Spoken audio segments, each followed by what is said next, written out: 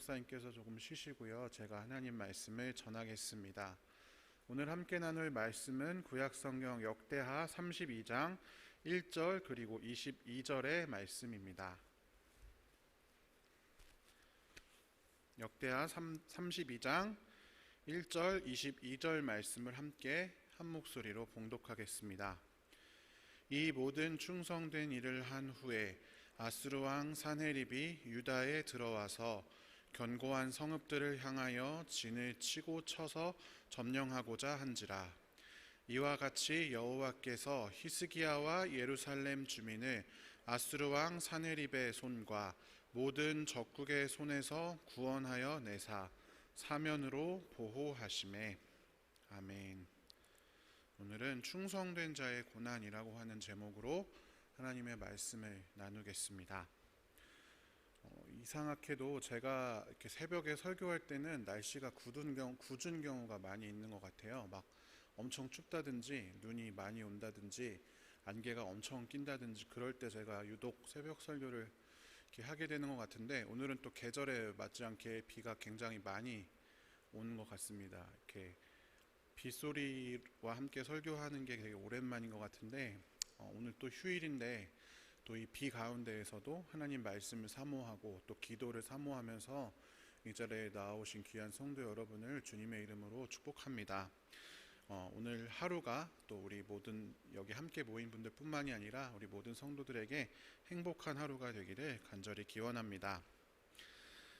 충성된 자의 고난이라고 하는 제목으로 하나님의 말씀을 나누고자 합니다. 요즘 욥기서 강해를 담임 목사님께서 하고 계신데, 사실 욥기서 강해의 주인공인 욥기도 충성된 자인데 고난을 당하고 있는 그런 이야기죠. 그래서 그 과정에서 욥의 친구들이 와서 서로 논쟁을 하고 또 하나님과 욥이 서로 대화를 하고 그 끝에 답을 찾아가는 그런 과정이 욥기서입니다. 오늘 본문의 주인공인 히스기야 역시도 우리가 잘 알고 있는 성경에서 등장하는 충성된 자입니다. 오늘 본문 역대하 32장 1절을 새번역 성경으로 함께 읽어보겠습니다. 히스기야 왕이 이렇게 하나님을 성실하게 섬기고 난 뒤에 아시리아의 사네립 왕이 유다로 쳐들어왔다. 사네립은 요새화된 성읍들을 공격하여 점령할 수 있을 것이라고 생각하고 진을 쳤다. 아멘. 여기에 보면 개역 개정판에는 충성되다 이렇게 기록되어 있는 부분이 하나님을 성실하게 섬겼다 이렇게 기록이 되어 있습니다. 앞에 보면 이렇게라는 말이 있잖아요. 히스기야가 하나님을 성실하게 섬겼는데 과연 어떻게 하나님을 성실하게 섬겼는지, 먼저 첫 번째로 역대하 30장 1절과 26절, 27절을 같이 읽어보겠습니다. 히스기야는 온 이스라엘과 유다에 전가를 보내고 에브라임과 므낫세에는 각각 특별히 편지를 보내서 예루살렘에 있는 주님의 성전에서 이스라엘의 하나님이신 주님을 기리며 유월절을 지키도록 오라고 초청하였다. 다윗 왕의 아들 솔로몬의 날부터 이제까지 이런 일이 없었으므로 예루살렘 장안이 온통 기쁨으로 가득 찼다. 레위인 제사장들이 일어나 백성을 축복하니 그 축복의 말이 하나님께 이르렀고 그들의 기도가 주님께서 계신 거룩한 곳 하늘에까지 이르렀다. 아멘. 여기에 보면 히스기야가 온 이스라엘에 전가를 보내서 유월절을 지키도록 했고 유월절을 실제로 지켰다 이렇게 기록되어 있습니다.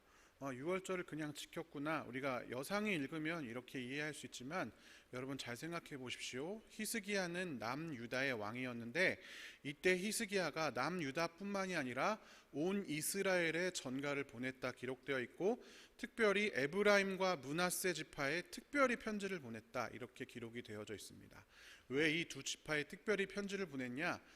이 전체 이스라엘 민족의 가장 장자는 요셉, 야곱의 12아들 중에서 장자는 요셉이었죠. 실제 장자는 르우벤이지만 장자의 축복을 받은 요셉이었습니다. 그리고 이 요셉의 두 아들이 에브라임과 므낫세, 이 두 지파를 만들었기 때문에 특별히 이 장자 지파는 좀 꼭 와라 이렇게 초청장을 보내고 북이스라엘의 온 지파에까지 다 초청장을 보냈습니다. 여러분, 그런데 이것은 그냥 초청하는 게 아니라 생각해보면 남한과 북한처럼 이미 갈라져서 한참 된 나라이고, 뭐 때론 동맹을 맺기도 했지만 때론 서로 쳐들어가기도 하는 적국 관계가 바로 남유다와 북이스라엘의 관계였습니다. 그런데 이런 것과 이런 정치적인 상황과 아무 상관없이 혹 그 안에 군대를 데리고 들어와서 공격하면 어떡해요? 또는 뭐 간첩이 들어와서 활동을 한다면 뭐 여러 가지 위험이 있지만, 그럼에도 불구하고 이 히스기야가 하나님을 향한 열정 때문에 우리 민족이 이렇게 오랫동안 한 번도 유월절을 같이 기념한 적이 없다니 이건 말도 안 된다. 그래서 모든 정치적인 유불리를 다 무시하고 이스라엘까지 다 편지를 보내서 초청하는 겁니다. 유월절을.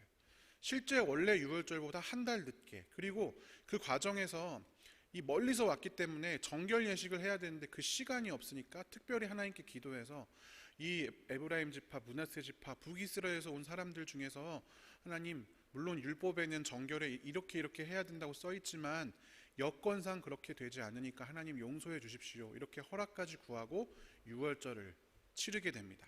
그 유월절이 솔로몬 이후로 이제까지 이런 일이 없었다, 이렇게 기록이 되었고, 정말 기쁘게 온 예루살렘이 축복과 축하와 하나님을 예배하는 기쁨. 특별히 유월절이 어떤 절기입니까? 온 이스라엘을 출애굽을 한 것을 기념하는 절기가 바로 유월절 아니겠습니까? 그 유월절 절기를 정말 오랜만에 제대로 지킨 왕이 바로 히스기야 왕이었습니다. 자기가 자기 나라나 혹은 자기 왕위가 어떻게 될지 모르는 상황에서도 하나님을 기억하고 기쁘게 하기 위한 일념으로 이러한 일을 행했던 것입니다. 그리고 두 번째로 히스기야가 한 일은 역대하 31장에 등장합니다. 역대하 31장 2절과 4절을 자세히 읽어보시면 히스기야가 레위 사람과 제사장들을 다시 조직해서 각자의 임무를 맡아서 번제를 드리거나 화목제를 드리거나 성전에서 뭐 성가대를 하거나 이런 일들을 맡긴 것을 알 수 있습니다. 그런데 사실 여러분, 이것은 다윗과 솔로몬이 처음으로 성전을 세웠을 때에 하던 일입니다. 그 이후로 이 성전의 각자의 직책, 또 제사장과 레위인의 직책이 여러 그 신들을 섬기면서 다 엉망이 되고 흐트러졌던 것을 히스기야가 다시 세운 것이죠. 즉 히스기야는 예배를 회복시킨 것입니다. 뿐만 아니라 제사장과 레위 사람들이 다른 데에서 돈을 갈취하지 않도록, 재물이나 이런 것으로 장난을 쳐서 돈을 갈취한다든지, 아니면 어떤 옛날에 제가 사사기에 보듯이 어느 가문의 제사장으로 고용되든지 이런 일들을 방지하기 위해서 다시금 제사장과 레위인이 잘 먹고 살 수 있도록 이렇게 다시 원래대로 이것을 다 회복을 하는 역할을 했습니다. 이러한 히스기야 왕 두 가지죠. 유월절을 회복하였고, 그리고 예배와 성직을 회복하였습니다. 이 두 가지 회복을 보고 이렇게 역대하 31장에서 히스기야를 평가하고 있습니다. 같이 읽어보겠습니다. 히스기야는 유다 전역에서 이렇게 하였다. 그는 주 하나님 앞에서 선하고 정직하고 진실하게 일을 처리하였다. 그는 하나님의 성전을 관리하는 일이나 율법을 지키는 일이나 하나님을 섬기는 일이나 하는 일마다 최선을 다하였으므로 하는 일마다 잘 되었다. 아멘.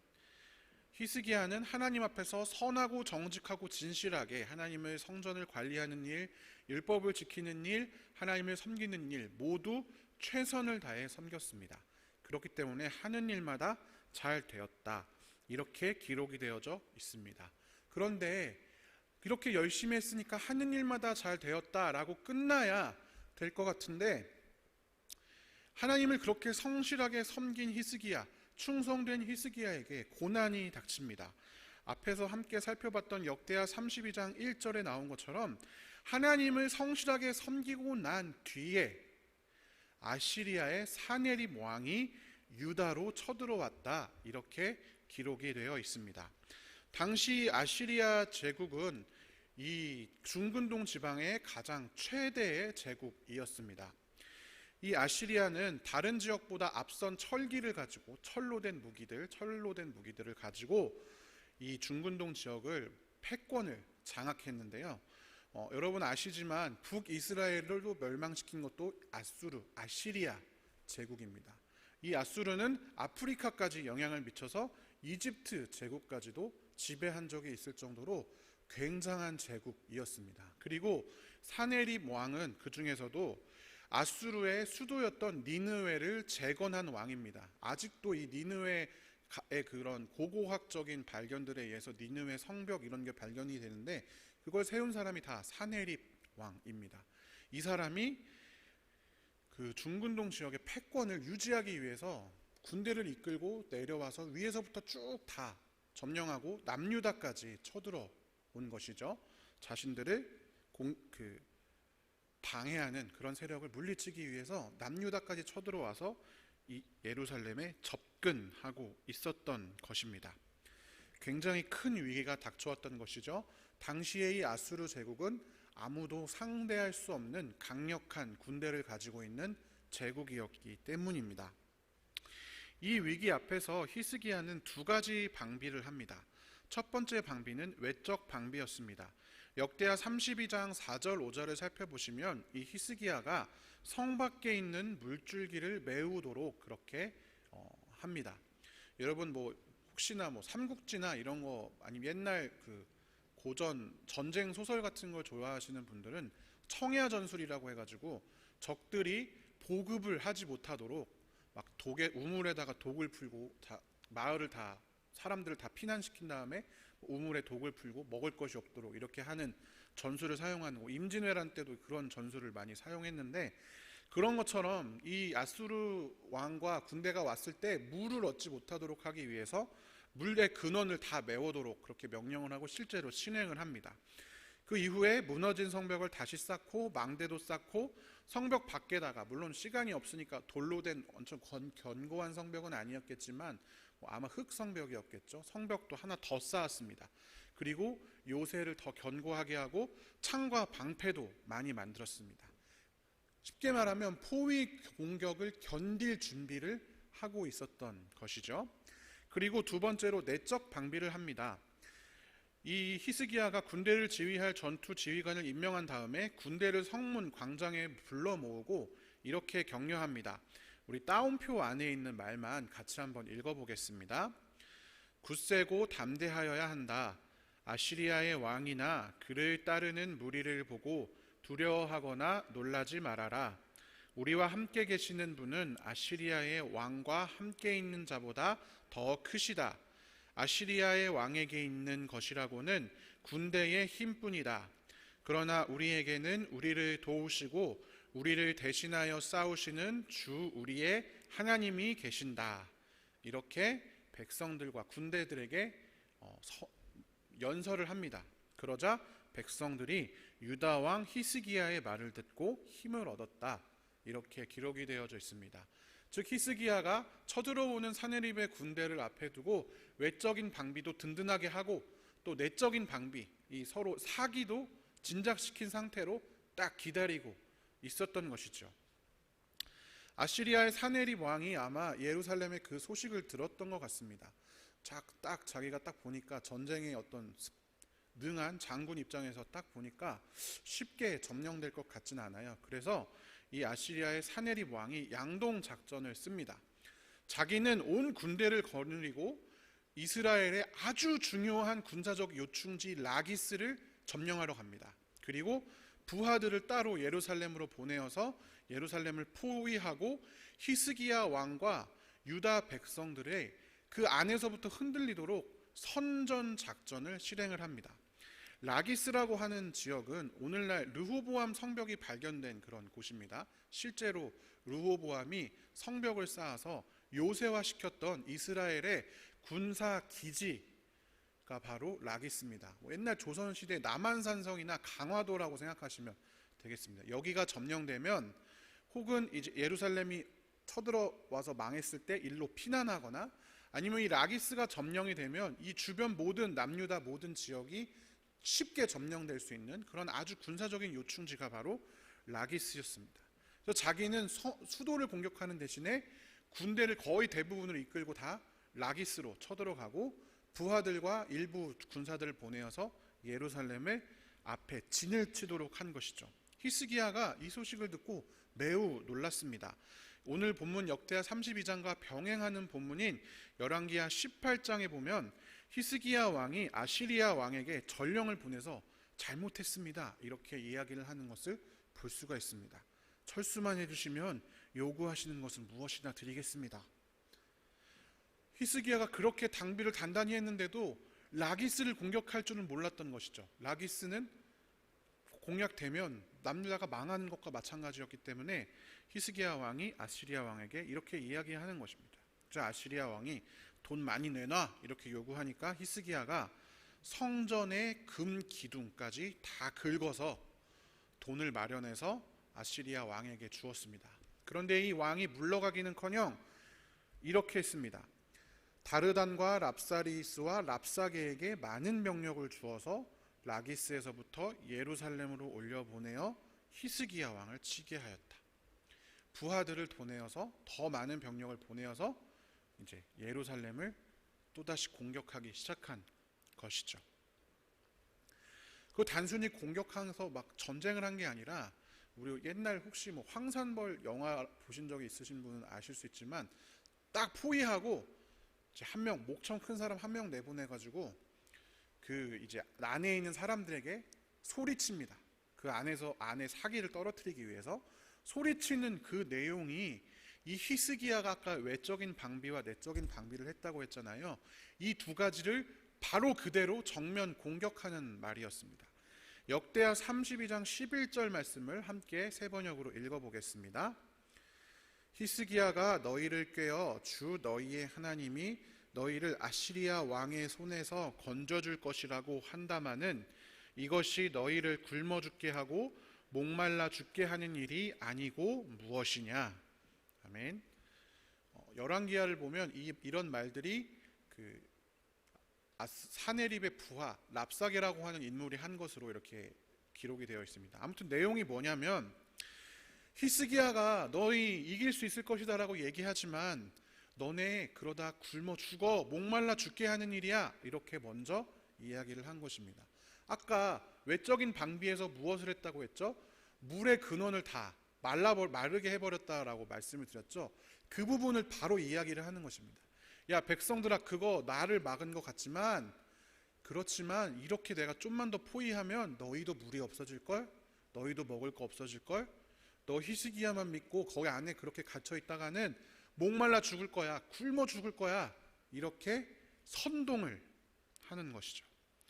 외적인 방비에 대해서 공격을 합니다. 그리고 두 번째로는 히스기야의 내적인 방비에 대해서 공격을 합니다. 역대하 32장 12절부터 15절까지를 살펴보면 히스기야가 앞서 행했던 그런 개혁들까지도 공격을 합니다. 야, 히스기야가 산당과 제단 다 없앴지? 그런다고 될 줄 아느냐? 내 신이 니네 하나님보다 더 세다. 지금 봐라, 내가 이 지역에 있는 모든 나라를 다 물리쳤는데 거기 있는 신들이 다 너희 그 사람들 지켜주지 못했다. 하나님이라도 다를 것 같으냐? 히스기야에게 속지 말아라, 이렇게 이야기를 하는 겁니다. 고대의 전쟁은 신들의 전쟁이었습니다. 실제로는 어느 나라와 어느 나라의 군사들이 전쟁을 하는 것이지만 그들의 믿는 신과 신이 전쟁을 한다고 그들은 믿었습니다. 근데 아수르가 워낙 군대가 강력했기 때문에 주변에 있는 모든 나라를 다 휩쓰니까 아수르 왕은 야, 우리 신이 제일 세, 이렇게 이야기를 하면서 히스기야에게 속으면 안 된다. 히스기야가 뭐라고 말했는지 모르지만 너희 하나님은 너희를 지켜줄 수 없어, 이렇게 아수르의 군대가 이야기를 한 것이죠. 히스기야의 입장에서 여러분 생각해 보십시오. 그렇게 방비를 했는데 뒤통수를 맞은 상황에서 방비한 내용을 가지고 공격을 합니다. 혹시나 이 말을 듣고 백성들이 마음이 흔들리면 어떡하지? 두려움에 빠질 수도 있었겠지요. 그런데 이때 상황이 바뀌기 시작합니다. 열왕기하 19장 9절에 보면 에티오피아의 디르하가라는 왕이 이 아수르 군대와 싸우기 위해서 출전했다는 소식을 듣습니다. 그러니까 사네립이 마음이 급해집니다. 빨리 지금 여기를 점령하고 쟤네랑 싸우러 가야 되는데 여기에 발이 묶여 있으니까 큰일 났잖아요. 그래서 점점 더 강력하게 이야기를 합니다. 유다 말로 백성들에게 그렇게 소리치는 거죠. 원래 아수르 말로 했다면 이젠 안에 있는 사람이 들리도록 숨기지도 못하게 유다 말로 이야기를 합니다. 그리고 하나님을 두고 점점 더 심각하게 막 하나님을 조롱하는 거죠. 마치 사람이 손으로 만든 세상 다른 나라 백성의 신을 두고 하듯이라고 성경에 기록되어 있습니다. 그렇게 막 공격을 하는 것이죠. 그리고 마침내 이 공격을 견뎌내고 히스기야가 이사야가 더 이상 갈 곳이 없어지자, 이제 더 이상 어떻게 할 수가 없어지자 하나님께 함께 하늘을 바라보며 부르짖어 기도했습니다. 열왕기하 19장 19절에 보면 그 내용이 기록되어 있는데요. 같이 읽어보겠습니다. 주 우리의 하나님, 이제 그의 손에서 우리를 구원하여 주셔서 세상의 모든 나라가 오직 주님만이 홀로 주 하나님이심을 알게 하여 주십시오. 아멘. 외적인 방비도 해보고 내적인 방비도 해보고 돈도 주어봤지만 어떤 방법을 써도 성공할 수 없었는데, 그 코너에 몰린 히스기야가 이사야와 함께 하나님께 이렇게 간절히 기도합니다. 주님만이 하나님이심을 보여주십시오. 이렇게 기도하자 놀라운 일이 일어났습니다. 역대하 32장에 보면 주님께서 한 천사를 보내셔서 아시리아 왕의 진영에 있는 모든 큰 용사와 지휘관과 장군을 다 죽여버리셨다, 이렇게 기록이 되어 있습니다. 병행하는 본문 열왕기하 19장에 보면 무려 18만 5천 명을 주님의 천사가 쳐 죽였다, 이렇게 기록이 되어져 있습니다. 아수르 왕 사네립은 패잔병 신세로 아수르로 돌아갔다가 신전에서 그의 아들들의 반란에 의해서 죽임을 당하게 됩니다. 그리고 그렇게 위대하고 강대했던 아수르 제국은 불과 2대 만에 바빌로니아 제국에 멸망을 하게 되고 역사에서 사라지게 되는 것이죠. 제가 아주 히스기야의 이 스토리를 매우 자세하게 설명을 드렸는데요. 이거 왜 이렇게 자세하게 말씀을 드렸냐면, 히스기야가 처한 고난이 그냥 쳐들어왔네 느낌이 없는 그런 게 아니라 실제적이고 매우 위협적인 고난이었음을 여러분께 제가 설명을 드린 것입니다. 여러분, 우리의 인생과 이 히스기야의 삶을 덧대어 보겠습니다. 우리의 인생도 여러분 마찬가지입니다. 믿음의 공동체나 우리 교회 혹은 신앙인 개인이 하나님 앞에 성실하고 정직하게 살았다고 해서 인생의 고난이 닥치지 않는 것이 아닙니다. 히스기야가 하나님 앞에 성실히 하고 종교 개혁을 하고 유월절을 그렇게 자신의 모든 걸 희생해가면서 드렸음에도 불구하고 그 뒤에 이렇게 커다란 고난이 닥쳐왔습니다. 그것처럼 우리 인생에도 우리가 생각할 때는 이렇게 하나님을 잘 섬기면 언제나 늘 형통해야겠지 이렇게 생각하지만, 그것이 아니라 우리 삶에는 우리가 이 땅을 살아가고 있는 한은 죄의 결과물로 인한 나의 죄, 원죄일 수도 있고 다른 사람의 죄일 수도 있고 우리가 의도하지 않은 여러 고난들, 고민들, 어려움의 순간들이 반드시 찾아오게 되어 있습니다. 우리 다 마찬가지 아닙니까? 여러분들 이 새벽에 이렇게 나와서 이 비를 뚫고 휴일에 나와서 기도하는 여러분들의 삶에도 고민들이 있고 고난이 있고 어려운 순간들이 있잖아요. 동일한 것이죠. 하지만 여러분, 그럼에도 불구하고 우리가 오늘 이 말씀을 통해 소망을 갖는 것은 무엇이냐면, 히스기야처럼 아무리 방비를 하고 아무리 머리를 짜내고 심지어 돈의 의지도 해보고 해도 안 될 때 신앙인에게는 마지막 하나님이라고 하는 카드가 남아있다라고 하는 것입니다. 하나님 앞에 서 있지 않은 사람은 고난이 닥쳤을 때에 그 고난에 시선이 완전히 꽂혀버립니다. 히스기야도 순간 그랬기 때문에 성전의 금까지 벗겨서, 자기가 그렇게 세웠던 성전의 금까지 벗겨서 아수르 왕에게 주는 잘못된 선택을 했던 것이죠. 이스라엘의 역사를 보면 수많은 왕들이 대적이 쳐들어왔을 때에 그 대적에 눈이 꽂혀서, 그 고난의 상황에만 눈이 꽂혀서 다른 신을 의지한다든지 다른 나라를 의지한다든지 아니면 혹은 왠지 알 수 없는 근거 없는 자신감으로 혼자서 나가서 전쟁을 하다가 진다든지 고난을 겪는 경우를 많이 바라봅니다. 그런데 히스기야는 결국 마지막 순간, 벼랑 끝에 몰린 그 순간에 하나님을 바라보고 하나님께 의지하였다. 결국 최종적으로는 마음이 흔들리지 않고 하나님을 믿는 믿음으로 담대히 맞설 수 있었다라는 것입니다. 그리고 그런 사람에게 하나님께서 일하셔서 하나님만의 방법으로 그 고난을 헤쳐나갈 수 있도록, 그 고난을 감당할 수 있도록, 그 고난을 이겨낼 수 있도록 하나님께서 도움을 주신다라고 하는 것입니다. 이것은 시편 23편에서 고백하는 것과 같습니다. 우리 시편 23편 4절 말씀을 같이 읽어보겠습니다. 내가 비록 죽음의 그늘 골짜기로 다닐지라도 주님께서 나와 함께 계시고 주님의 막대기와 지팡이로 나를 보살펴 주시니 내게는 두려움이 없습니다. 아멘. 우리 삶에 사망의 골짜기, 죽음의 그늘 골짜기가 찾아오지 않는 것이 아니라 그러한 골짜기로 거닐게 된다 할지라도 우리 안에 계신 하나님께서 주의 막대기와 지팡이로 보살펴 주신다. 그렇기 때문에 두려움이 없다라고 하는 이 시인의 고백처럼 우리의 인생 역시도 아무리 우리가 하나님을 잘 섬기다 하더라도 죄송하지만 우리의 인생에 앞으로도 고난이 찾아올 수밖에 없습니다. 아무 고민 없이 행복하게만 살 수 없습니다. 동화처럼.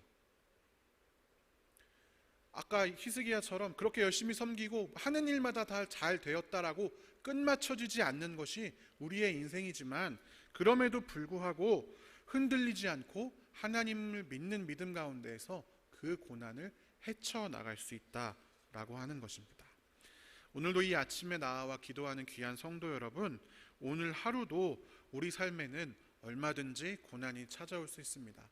혹시 제가 알지 못하지만 여기 계신 분들 중에 정말 심각한 고난, 육신이든 마음이든 상황이든 관계이든 고민하면서 기도하는 여러분들 계실지 모릅니다. 저 역시 마찬가지고 모두가 다 동일합니다. 그 고난 가운데에서도 우리가 우리의 마지막 카드 하나님이 계시다는 사실이 여러분에게 소망이 되기를 간절히 축원합니다.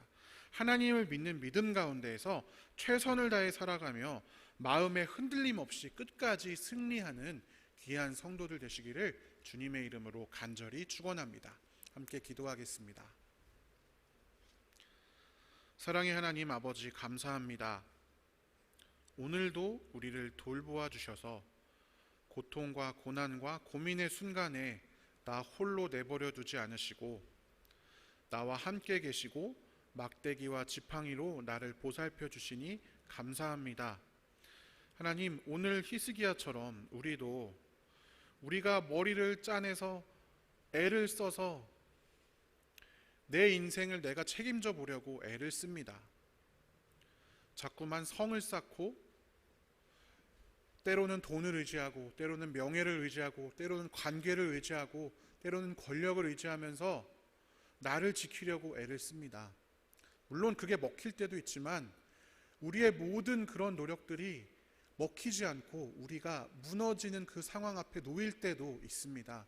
하나님, 그때마다 우리가 살아계신 하나님, 오직 한 분 하나님을 의지하는 그러한 믿음의 자녀들이 될 수 있도록 인도하여 주시고 그때마다 그러한 고난을 헤쳐나가고 이길 수 있는 힘을 주셔서 하나님 믿는 믿음으로 이 땅을 살아가며 승리하는 귀한 성도들이 될 수 있도록 주님께서 인도하여 주시옵소서. 오늘도 하나님 믿는 믿음 가운데에서 흔들리지 않고 최선을 다해 살아가며 끝까지 승리할 수 있도록 우리와 함께하여 주시옵소서. 오늘 이 아침에도 이 전쟁 가운데에서 이 우겨쌈 가운데에서 고통과 고민과 번민 가운데 하나님의 도우심을 간절히 구하는 이들이 있습니다.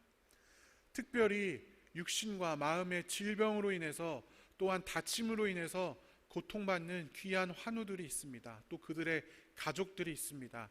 주님께서 우리의 모든 그 고민, 번민, 아픔을 기억하여 주시고 오늘 하루 필요한 도움을 넉넉하게 허락하여 주시옵소서. 감사드리며 살아계신 예수님의 이름으로 기도합니다.